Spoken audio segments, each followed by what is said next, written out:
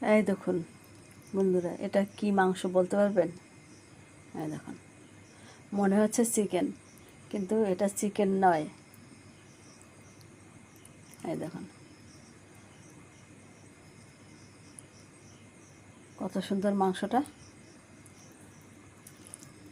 এই দেখুন কত সুন্দর তেল হয়েছে,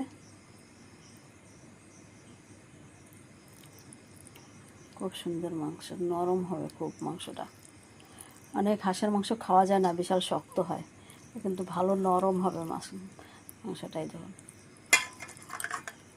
এটা হাঁসের মাংস বন্ধুরা, এটা হাঁসের মাংস, ভালো তেল হয়েছে মাংসটাই। দেখুন